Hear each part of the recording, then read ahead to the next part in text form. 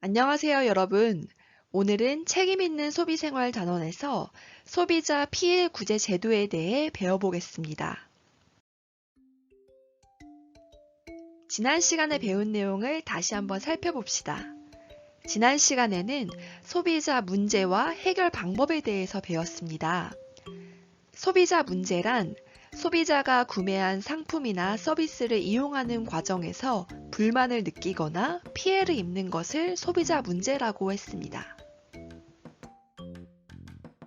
소비자 문제가 발생했을 때 해결하는 과정이 있다고 배웠습니다.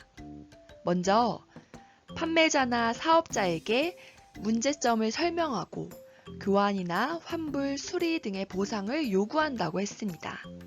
상담실에 방문하거나 인터넷이나 전화로 피해 사실을 알릴 수 있습니다. 그런데 해결이 잘 되지 않았을 때는 1372 소비자 상담센터로 요청을 하면 적절한 피해 보상을 받을 수 있도록 대안을 제시하고 또 소비자와 사업자 간의 합의가 이루어질 수 있도록 도와준다고 했습니다. 하지만 합의가 잘 이루어지지 않았을 때는 한국소비자원의 소비자분쟁조정위원회에 의뢰하면 소비자와 사업자 간의 분쟁에 관하여 분쟁을 처리해 준다고 했습니다. 조정이 되지 않는다면 마지막 방법으로 재판을 통해서 소송을 제기하고 피해 보상을 받는 이런 방법이 있다고 했습니다. 이번 시간에 배울 내용입니다. 이번 시간에는 소비자 피해 관련된 구제 제도에 대해 알아보겠습니다. 리콜 제도와 청약 철회 제도, 소비자 단체 소송 제도, 이렇게 세 가지 제도를 알아보겠습니다. 소비자 피해 관련 구제 제도를 지금부터 하나씩 살펴보겠습니다. 먼저 리콜 제도에 대해 알아보겠습니다. 여러분 혹시 뉴스에서 리콜이란 단어를 들어본 적이 있나요? 리콜은 회수하다는 그런 의미가 있는데요. 소비자와 관련해서 리콜 제도란 시장에 유통 중인 제품에서 소비자의 생명, 신체, 재산상의 안전에 문제가 발생하거나 발생할 우려가 있는 결함이 있을 경우 수리, 교환, 환불 등의 적절한 조치를 취하는 사전 피해 구제 제도입니다. 다시 말해서 소비자가 구매한 그 제품에 문제가 발생했을 때 또는 문제가 발생할 수 있을 경우에 제조사는 그 제품을 다시 회수해서 소비자에게 수리, 교환, 환불의 조치를 하는 것입니다. 예를 들어 자동차의 부품 불량에 의해서 화재가 발생했을 경우에 자동차 회사에서 리콜을 시작한 적이 있었습니다. 또는 시중에 판매되고 있는 청바지 일부 제품에서 발암물질이 나왔다고 합니다. 장기간 접촉할 경우에 피부염이 유발될 수 있어서 한국소비자원은 이 사업자에게 리콜을 권고했고 이것을 받아들였다고 합니다. 그리고 어린이 욕조, 전기요, 온수매트, 어린이용 가구 등의 이러한 제품에서 신체에 부작용을 일으킬 수 있는 물질이 발견되어서 리콜을 명령했다고 합니다. 이렇게 소비자에게 안전에 문제가 발생할 수 있을 경우에 리콜 조치를 하게 됩니다. 이러한 리콜이 이루어지는 종류가 있는데요. 먼저 자발적 리콜이 있습니다. 그리고 리콜 권고가 있습니다. 마지막으로 리콜 명령이 있습니다. 자발적 리콜은 사업자가 제품에 결함이 발견되는 경우 스스로 리콜을 진행하는 것입니다.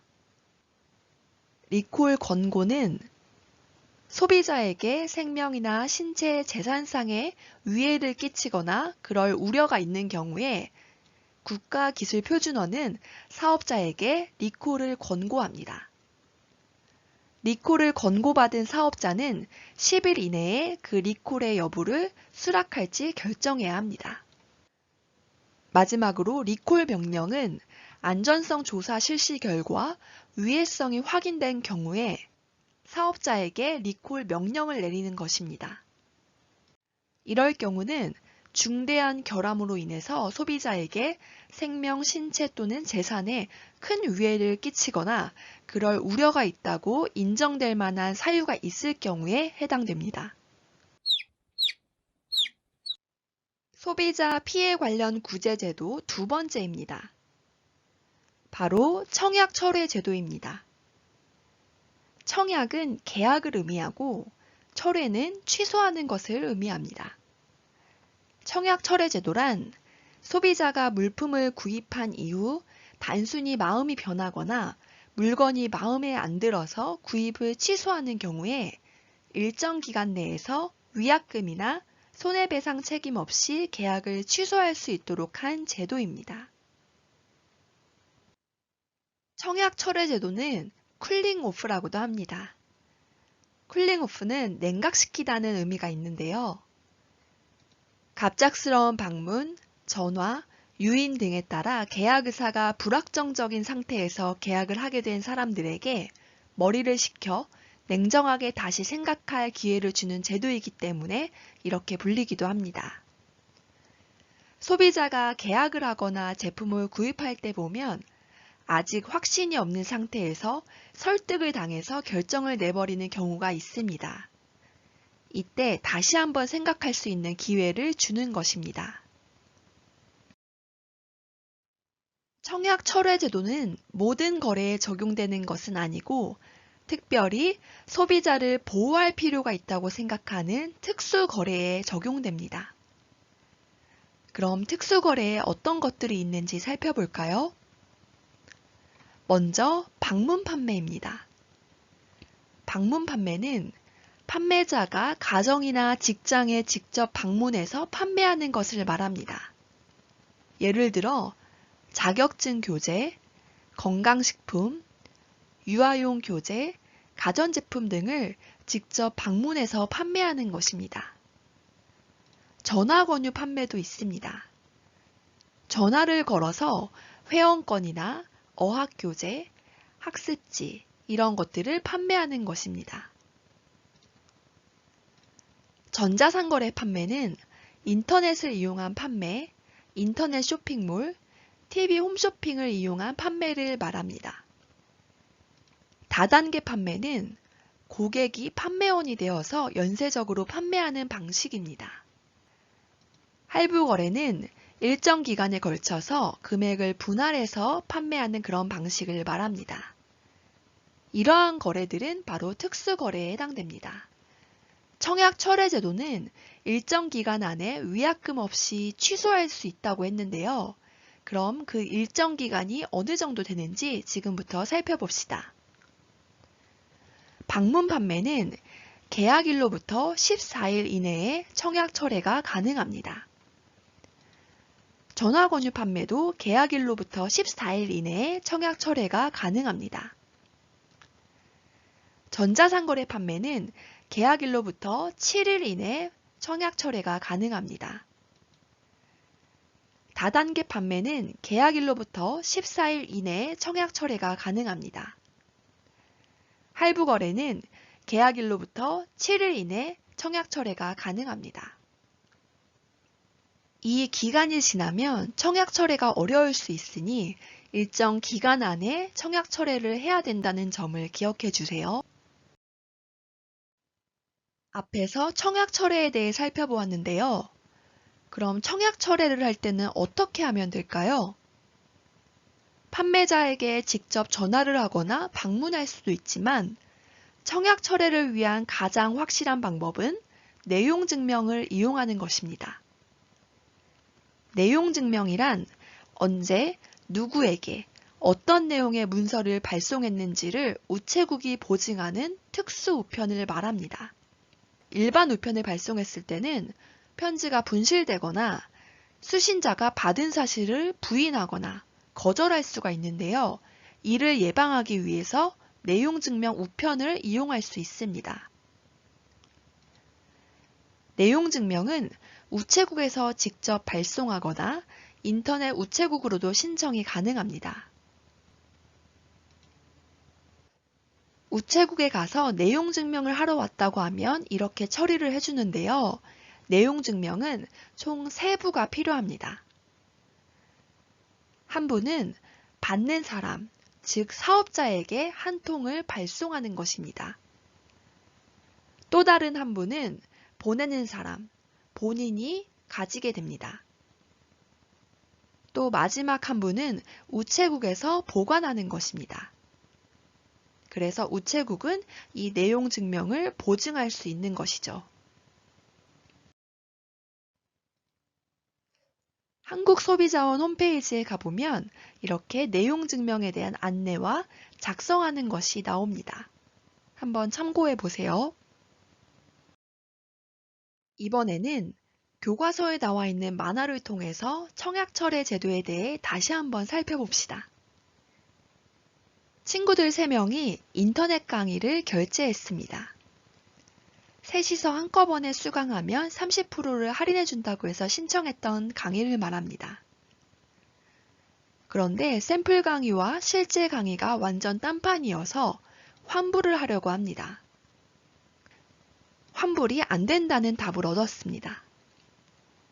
수강료를 결제한 지는 3일밖에 안 되었다고 합니다. 이때 학생들은 청약철회를 이용할 수가 있겠죠?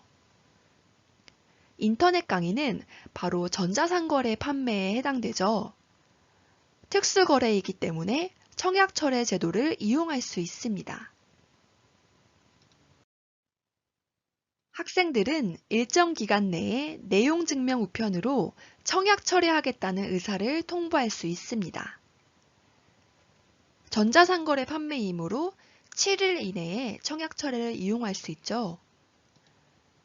내용 증명 우편이란 우체국이 발송 사실을 증명하는 제도라고 했고, 내용의 정확한 전달은 물론 보낸 사실에 대한 증거로도 활용됩니다. 인터넷으로도 내용 증명 우편이 발송 가능하다고 했었죠? 내용 증명은 이러한 양식에 맞춰서 작성하면 됩니다. A4 용지에 작성을 하면 되고, 제목은 내용 증명의 이유를 쓰면 됩니다. 청약 철회가 목적이기 때문에 청약 철회 통보서라고 적었습니다. 그리고 받는 사람과 보내는 사람을 기재합니다. 내용에는 육하 원칙을 기준으로 사실만을 작성하면 됩니다. 앞에서 보았던 만화의 내용에서 보면 학생들이 인터넷 강의를 결제했는데 환불이 되지 않는다고 했었죠. 그래서 내용에는 언제, 어디서, 판매원의 권유로 인터넷 강의 세트를 얼마에 할부를 통해서 구매했으나 계약을 해지하려고 합니다. 계약한 날로부터 3일 후에 계약 해제를 요구했으나 거절하여 내용 증명을 발송하게 되었습니다. 청약 철회 의사 표시를 통보하오니 반품하여 주시기 바랍니다. 이렇게 적으면 됩니다. 소비자 피해 관련 구제제도 3번째입니다. 소비자 단체 소송 제도입니다. 소비자 단체가 피해를 입은 다수의 소비자를 대신하여 법원에 그 행위의 금지 및 중지를 청구하는 제도입니다. 같은 사고를 겪은 피해자가 각자 소송을 하는 대신에 모여서 하나의 소송을 제기하는 것으로 여러 사람이 모이기 때문에 증거 수집이 상대적으로 쉽고 변호사 수임료 등도 줄어드는 장점이 있습니다. 단체 소송을 하려면 그 단체의 규모가 몇천 명 이상이 되어야 하는 조건도 있습니다. 단체 소송을 통해서 판매 중지나 위법 행위를 금지할 수 있습니다. 금전적인 보상은 따로 없고 소비자가 금전적인 보상을 받기 위해서는 소비자 개개인이 별도의 민사소송을 제기해야 합니다. 이번 시간에 배운 내용을 정리해 보겠습니다. 소비자 피해 관련 구제 제도를 배웠습니다. 먼저 리콜 제도가 있었습니다. 소비자가 이용 중인 제품에 안전상의 문제가 있을 경우 판매자는 그 제품을 회수해서 적절한 조치를 취한다고 했습니다. 다음으로 청약철회 제도를 배웠습니다. 특수 거래의 경우에 소비자는 일정 기간 내에 위약금 없이 거래를 취소할 수 있다고 했습니다. 이때 우체국에서 내용 증명을 이용할 수 있다고 했습니다. 마지막으로 소비자 단체 소송 제도가 있었습니다. 다수의 피해자를 대신해서 소비자 단체가 소송을 진행할 수 있다고 했습니다. 오늘의 과제입니다. 소비자 피해 관련 구제 제도에 관한 방탈출 퀴즈가 있습니다. 교과서 126쪽을 참고하고 온라인 클래스 링크를 클릭해서 퀴즈를 풀고 제출을 완료해 주세요. 모두 수고하셨습니다.